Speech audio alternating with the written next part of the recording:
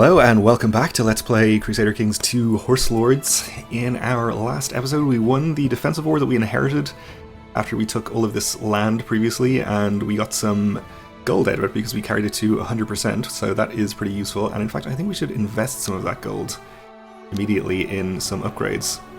Oh, and apparently I was incorrect about our improvements carrying over, or maybe it was just because our capital was forcibly moved by the Mongols. But either way, we have no upgrades here now, which is terrible. Let's definitely start building some then. I suppose we should maybe start with the faster and cheaper ones.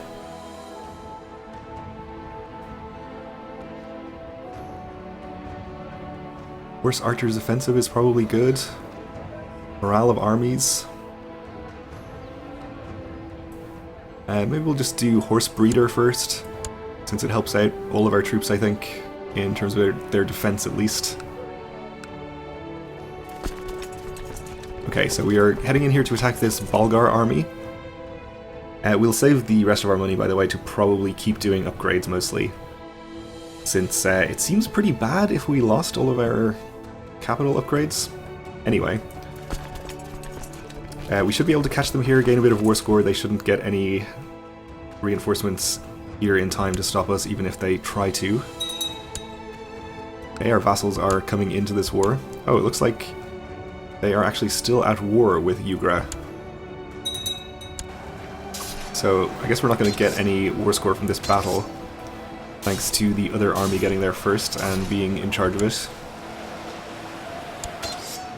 That's fine though. They, as of right now, do not control any of the Kingdom of Cumania, so we're getting ticking war score for that.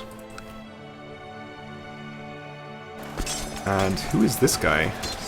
Dulo. Oh, one of the vassals. He has quite a large army. Well, that could be a problem.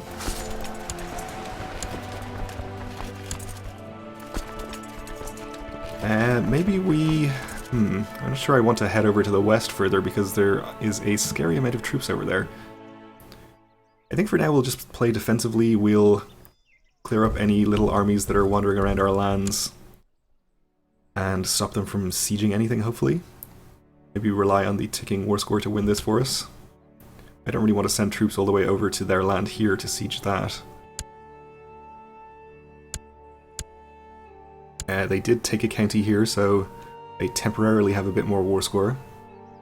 Our vassal is taking care of that for us, though.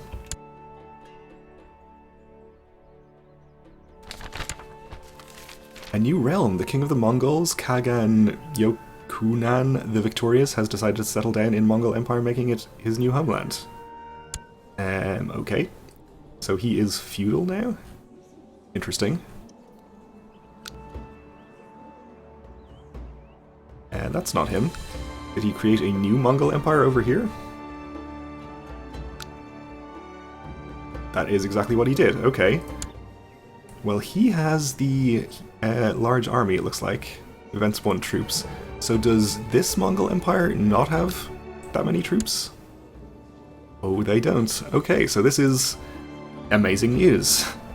They have just taken all of their Events 1 troops, settled down over here, and left a relatively undefended Mongol Empire in this area. Oh no, wait, hang on. This is 2 different Mongol Empires that are almost the same color. This guy is still a vassal of Yokunan the Victorious. Well, this is confusing and seems like something that probably shouldn't happen, but that's okay.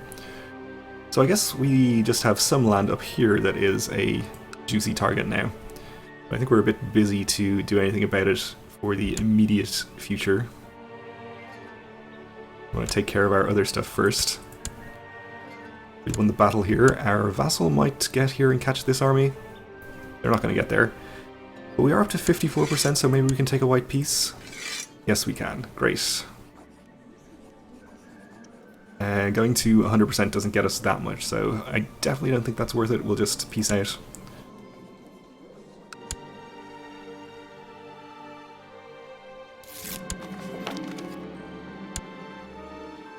Okay. Now, do we still have a truce with them? ourselves. We don't even have the option to declare war on them.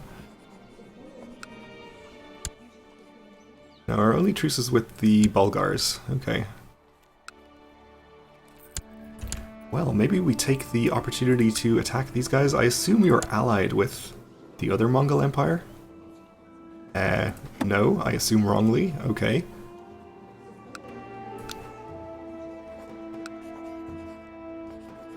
So we can press all claims,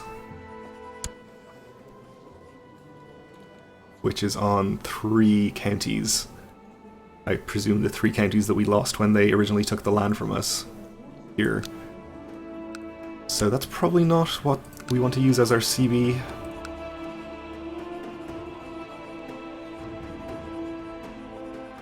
We can make tributary, we can do invasion of Mongolia, except we probably can't because we don't have the necessary 90% of our population. We can do invasion, which is not going to work either. Subordination of there, subordination of Crimea. We could just try to take these 3 counties. I guess that's going to be our best option in the absence of the invasion CB. Or we could just try to wait until we have the population, but at 50 per month it's going to be too long.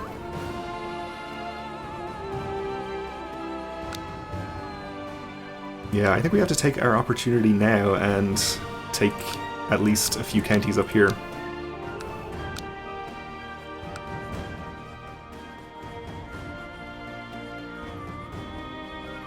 If I can remember which duchy it was. Oh, it's the subordination, not the invasion? Okay. Is this the best option? We could also declare on our other allies. We could declare on Ugra and take them, but this is all tribal land, so I think it's probably less valuable for us. Same deal with Perm. I guess the other option is these guys down here, who are not too strong, but are allied with the Bulgars, so we'd end up fighting them again, and we know they have a decent amount of troops available. How about you down here, who we did just beat in a war? You don't have terribly strong allies. And what CBs do we have on them? Subordination of Turkestan, which I guess would be a single county. This would be 4 counties, so that would be pretty useful. Or a single county here. Shame we can't do the invasion of Turkestan on them. I think we just do the subordination of the Duchy of Turkestan, actually. Not Turkestan, rather, the one that would give us 4 counties. That seems good. Nearby Buddhist rulers might ask to join. And we did just beat him in a war, so we know we can do it again. And I don't think we have to worry too much about these guys. We can declare war on them pretty much at our leisure later. They're not going to blob out too much and become more powerful. Okay, I convinced myself. Let's do this one. We will, of course, call our vassals to war. Wait until they answer. And now we have 4,000 here. Another 2,000 on the way. They are also at war with these guys in the liberation of Turkestan. I assume just the county. Which is here. So that shouldn't interfere with our war. Maybe we just head and take the capital holding in here for the moment.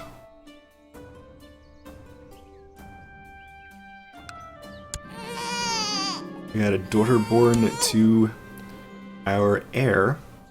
His only child so far. Okay. She's strong.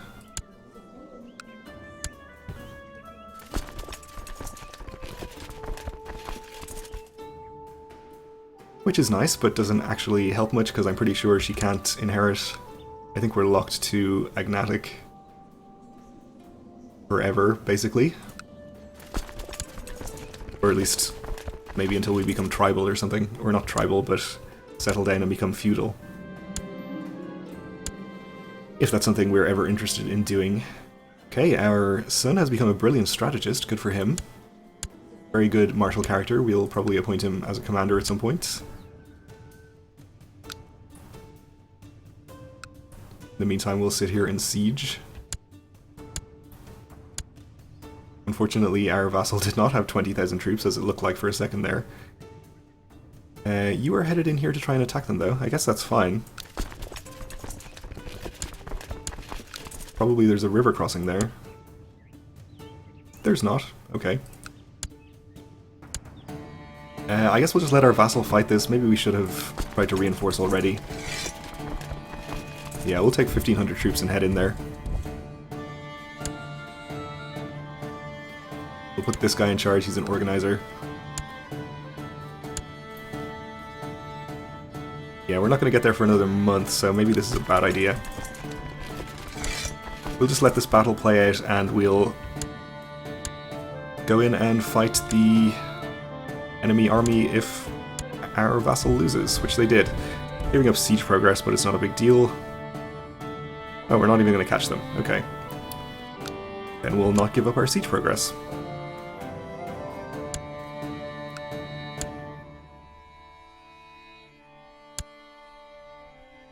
It looks like some of our vassal troops are getting together, which is good because they now have a stronger army. We shouldn't lose another battle. Our horse breeder has finished. We'll build another upgrade. We could increase the defense stats of our troops, or we could increase our attack and global movement speed. I think we'll do that for now.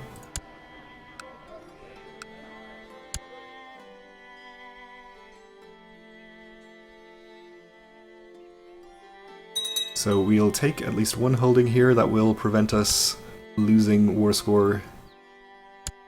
We're not holding our war goal. Being raided up here, but I think we'll just ignore that.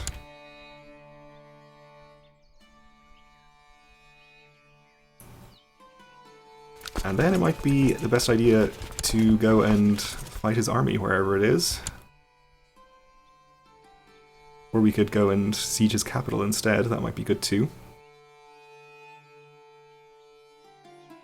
If we could command our vassals to do one of those while we went and did the other, that would be very nice, but unfortunately I don't believe we have that capability.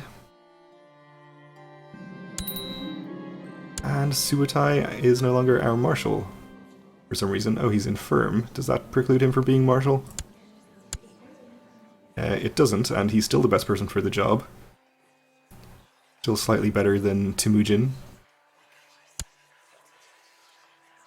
So we'll do that. We'll maybe have him train warriors instead. Increases manpower growth.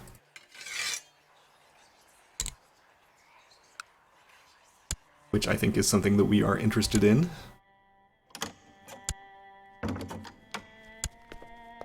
Arrange marriage from our vassal. He wants to marry a courtier to my courtier. Sounds fine.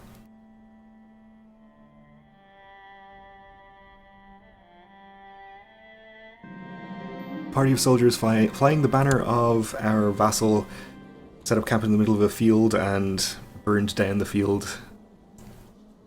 Again, he's very happy with me from all the land we gave him, so we can afford to make him compensate the farmer. I don't want to spend 50 gold of my own or get local revolt risk. And we gained more stewardship, which I suppose is probably a good thing. And I think taking this land down here, yes, will give us some control over some provinces on the Silk Road. So once we have control of those, we'll check out the whole trade posts thing and see what that can do for us.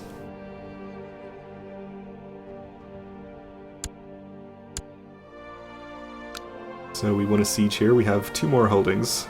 City and a mosque. Alright. Well, I think we'll not siege those for the moment. Maybe we'll go and fight his army instead. Maybe our vassal will stay here and siege.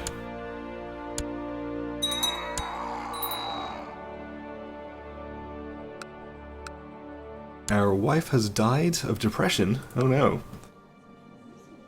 We need 2 more children, or 2 children to be educated with somebody else, since she was doing it before.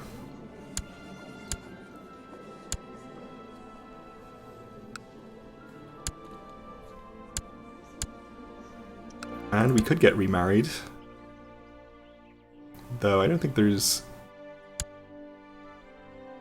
much of an urgent need to do that. I guess it helps out with our state tributes, so we'll do it. Maybe somebody with a decent martial score. We lose 200 prestige, which actually is probably more than we would like to lose. Yeah, we are actually very negative on prestige gain here. I guess we should probably get ourselves another horse, which would help out a bit. Or maybe we just have too many hordes raised. Or too many raised with prestige rather than gold. Anyway, either way, we should probably not marry somebody that is going to lose us prestige. So we'll sort by rank, probably. These are really the highest ranking people available. Alright, let's just not get married.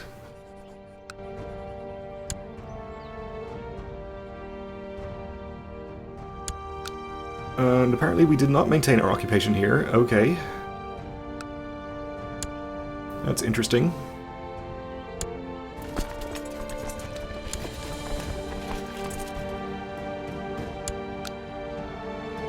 But our vassal apparently took the city, which it seems we do get to keep. Okay. Not sure what the deal is there, but that's fine. We're going to get to here on the 21st of May. They are not trying to leave, so we should get our battle.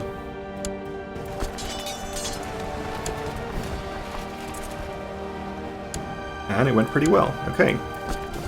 So we'll follow, take out his army, and then we'll head over here and probably go and siege his capital, I guess. Why are we heading around this way? That doesn't seem like the fastest route. Oh right, of course, we're following the army.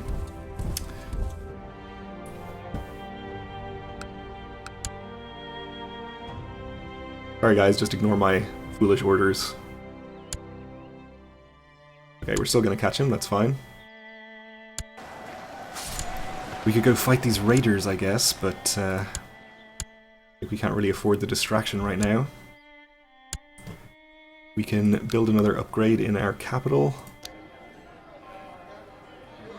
Airag producer would give us extra morale and population growth. Cattle pens would also give us population growth. Sheep would give us more tax, which is probably also good. Rhine gives us 3% population growth. Not sure we have too much of a use for the piety, though. Yeah, we'll just use the shrine. I think population growth is pretty important to have.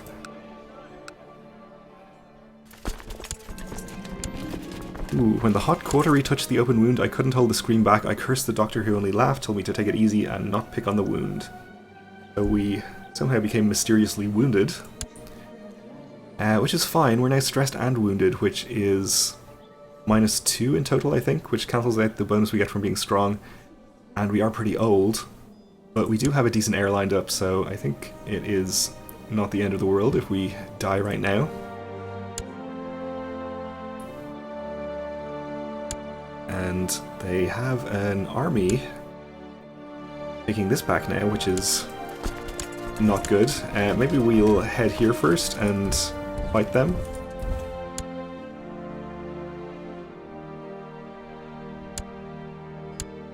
Of course, our vassal could have done it at any point, but they apparently preferred to just hang out in this land. I guess they're sieging, okay. That is a problem. A lot of this land has holdings in it, which I probably don't want.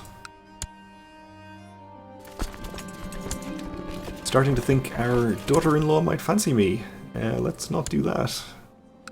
Thank you very much.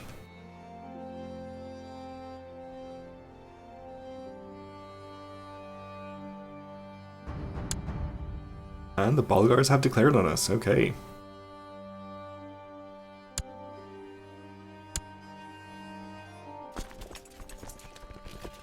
Well, we should call our vassals into that, since they don't apparently get automatically called in.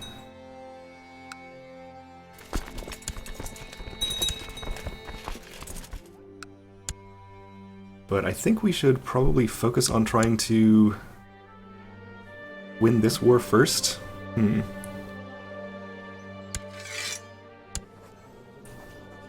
Yeah, we're not going to get much again from taking them to 100, so if we can just fight them to a white peace, I am definitely willing to do that. So maybe we actually go here first and fight this army, which I'm assuming belongs to his vassal, before any other armies get here.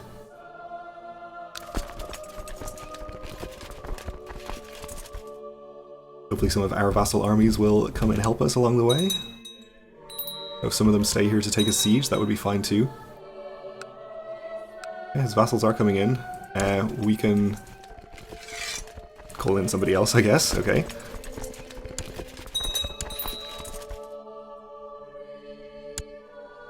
Vassal inheritance warning. Alright, I'm not sure why that is happening, but we'll deal with it if it does. Anyway, we're out of time for this episode, so we'll have to continue our 2 wars in the next one. Thanks for watching, and join me again then.